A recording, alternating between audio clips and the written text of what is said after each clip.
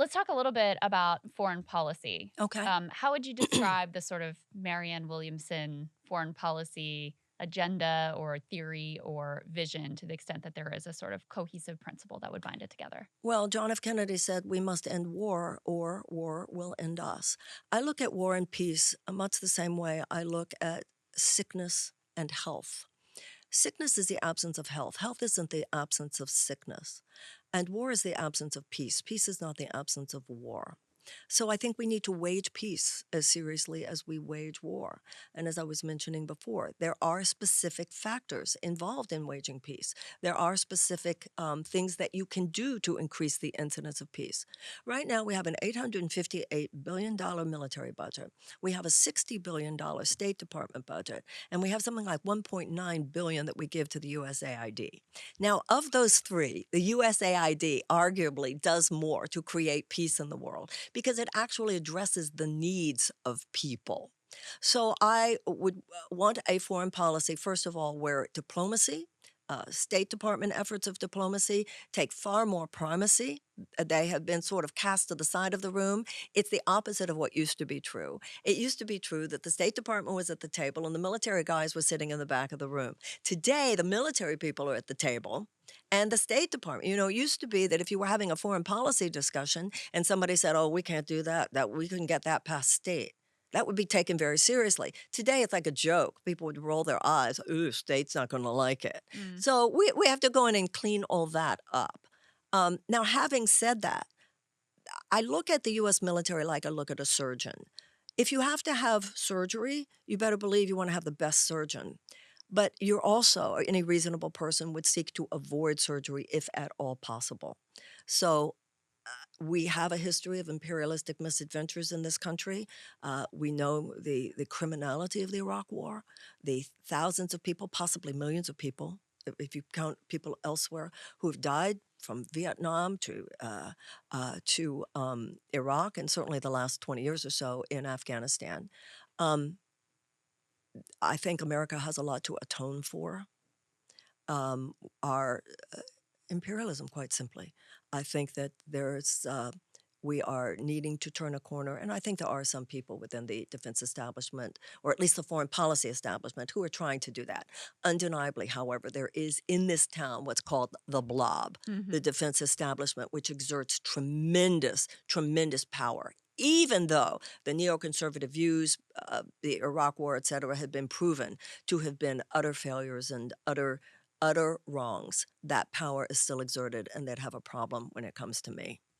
So Bernie made some news recently when, in an interview, he said we should condition aid to Israel now, contingent upon some sort of a peace deal and Palestinians getting human rights.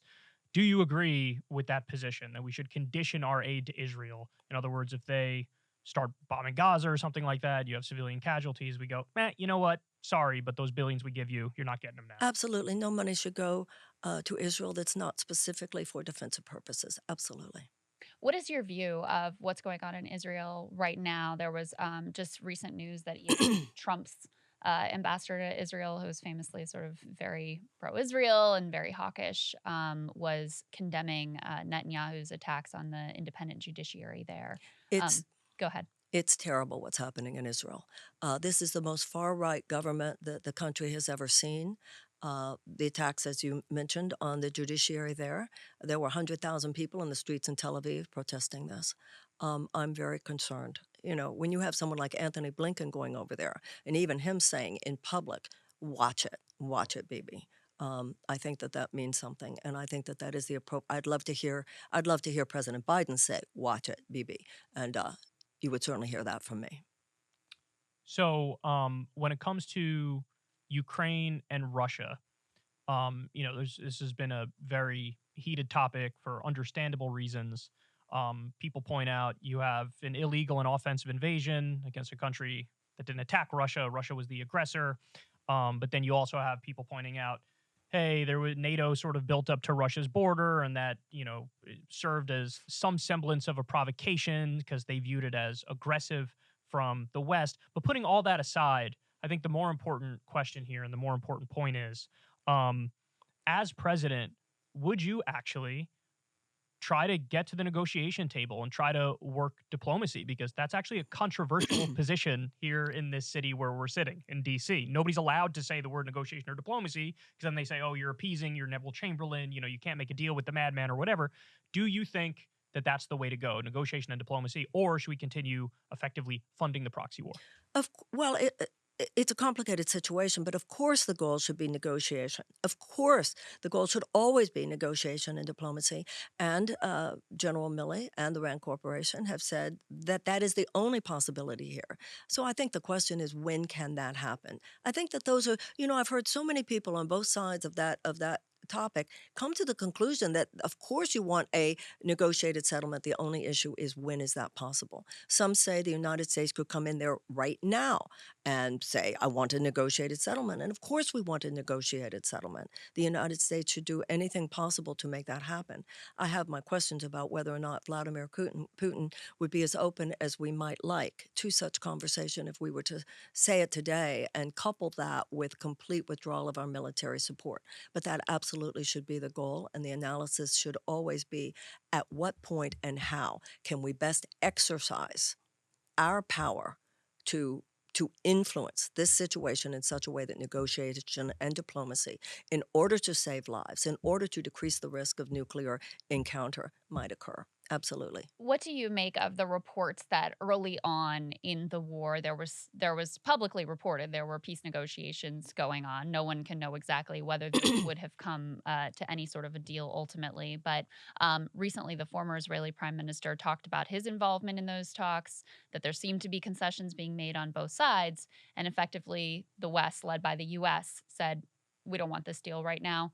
And the underlying implication was, Russia's not doing well. We think we can strike a blow against Russia. We actually want this war to continue. What do you make of those reports? I think those reports are true. They're indisputably true. And we know that Boris Johnson went over and talked to Zelensky. I believe those things. And I also heard that interview with the former Israeli prime minister. It's indisputably true. So the voice of those who would say, let's perpetrate this war, let's keep it going in order to weaken Russia, they would not be in the room with me.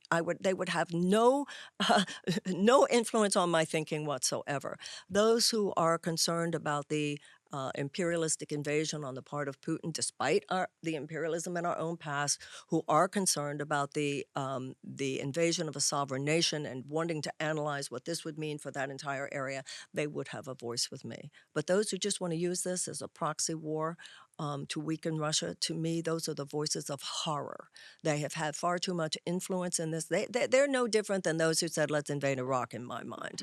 And they would have no voice with me. And they probably have their opinions about China, and they'd have no voice with me on their opinions there either.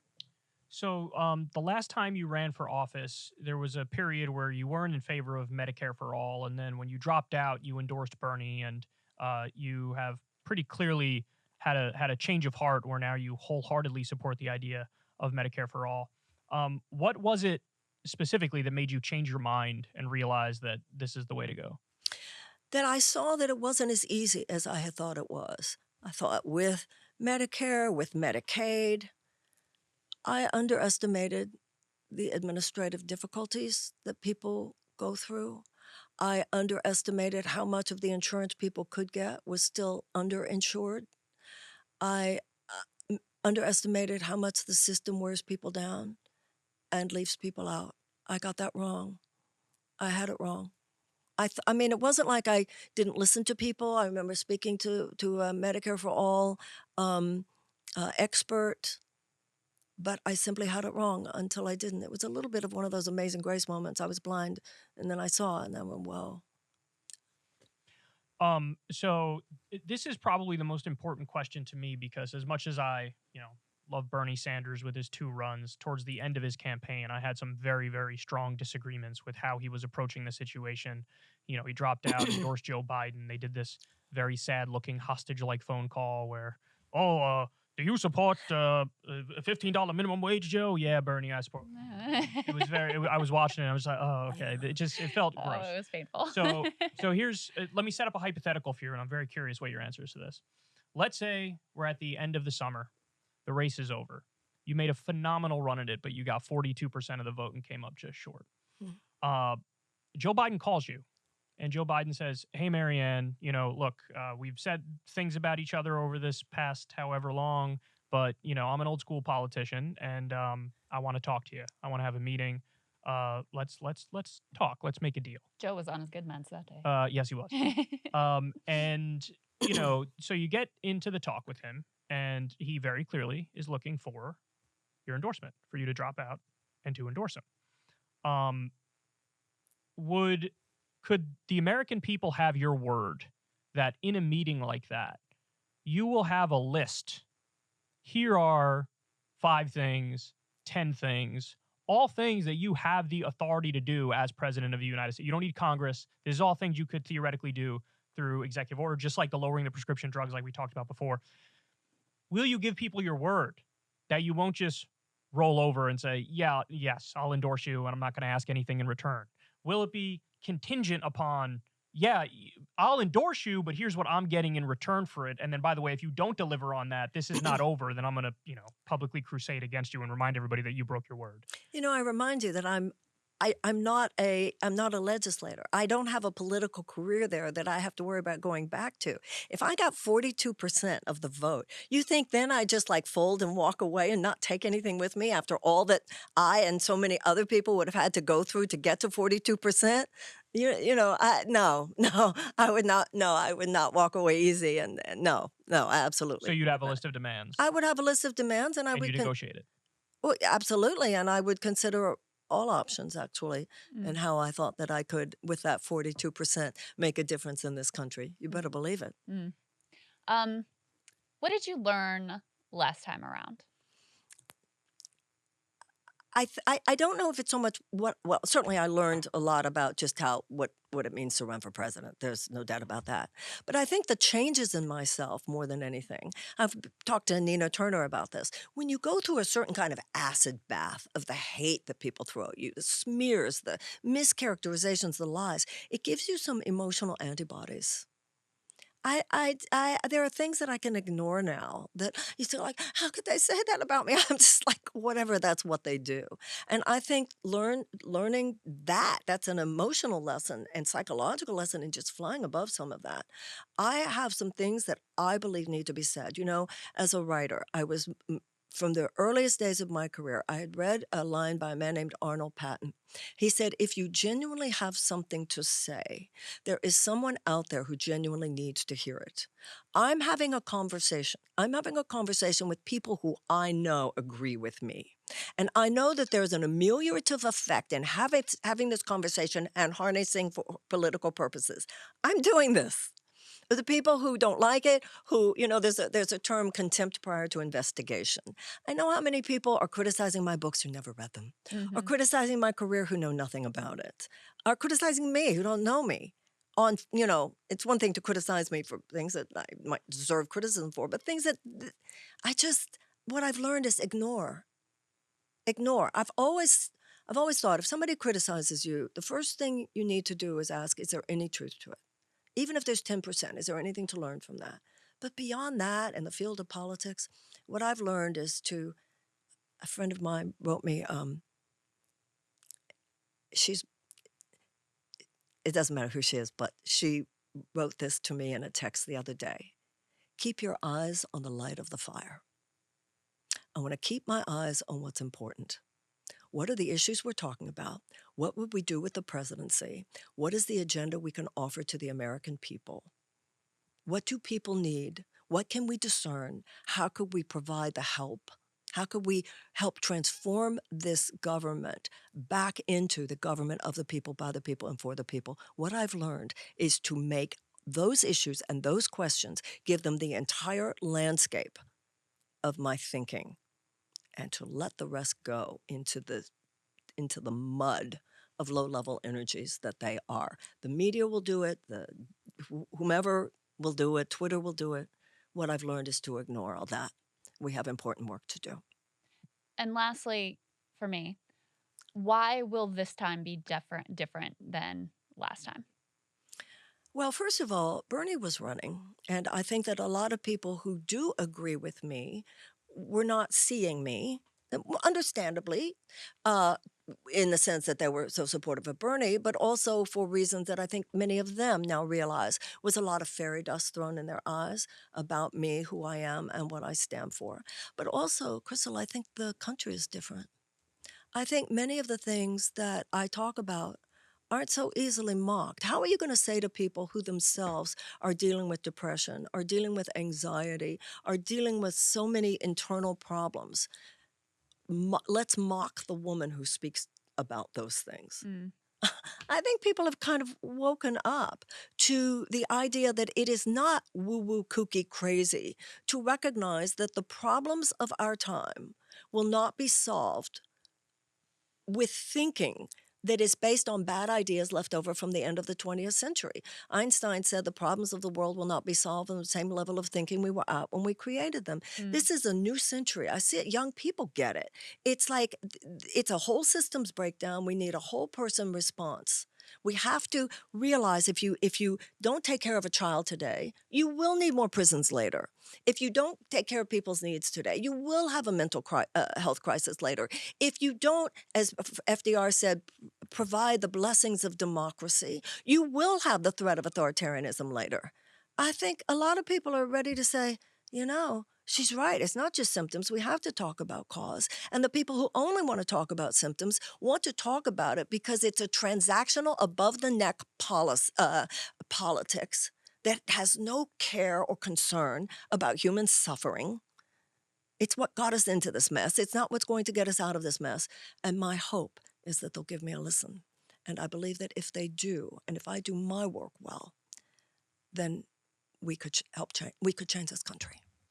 So I saw in a previous interview you did, there was like a little bit of like a lightning round portion, and you were asked, hey, if you could only do one policy, you have to pick just one, what would you pick? And you gave a good answer. You said universal health care, Medicare for all. I thought that was a very good answer. I didn't. It's funny that you say that because I thought about it later, and I thought, nope, I would have said something else, but go on. Okay. Well, what would you have said?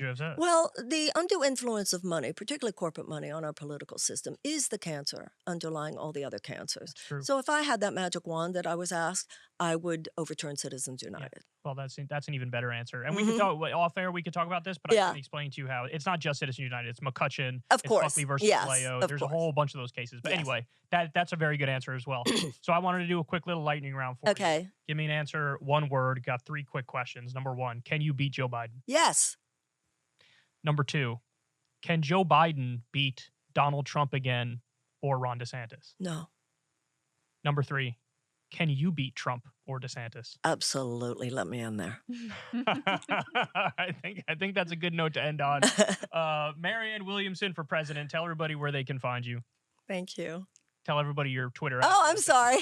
Yes. Okay. You can find me at Marianne 20. No, yeah, Marianne. I don't know if it's Marianne for President 2024, or I'm sure that we've got all the URLs. Try Marianne2024.com. And what's your Twitter? That I can definitely find you there. Mar Williamson. There you go. Marianne2024.com. Let me check. Well, that's not it. Well, it's not Oh, yet. you didn't type it in yet. What You do you didn't mean? type it in right. Well, it's not live yet. Yes, Marianne that's true 2024. too. Oh, it's not out yet. Okay. Yeah, Okay, that's why. Marianne yeah. 2020. It looks like it's Marianne 2024. All right. On that note, thank you for your time. Thank you very much. Congratulations. Thank you. It's quite something that you're undertaking. And, I never ran for president, but I did run for office. It was a very searing experience. And you've managed to maintain and I mean this in a positive way, your tenderness and your vulnerability and your humanity throughout all of your political activities, which I think is incredibly difficult and incredibly brave. So thank you, Marianne. The admiration is deeply mutual. Thank you. Hey guys, ready or not, 2024 is fully upon us now, and Sagar and I have been brainstorming ways that we can really up our game for this critical election. Yeah, we rely on our premium subs to expand our coverage, to add staff, to upgrade the studio. We just want to give you the best independent coverage of this election, which is possible. So if you can help us out, become a premium subscriber today, breakingpoints.com, or the link is down here in the description video. It really means the world to us, and if you like what we're all about, this is the best possible way to keep us 100% independent, working only for you.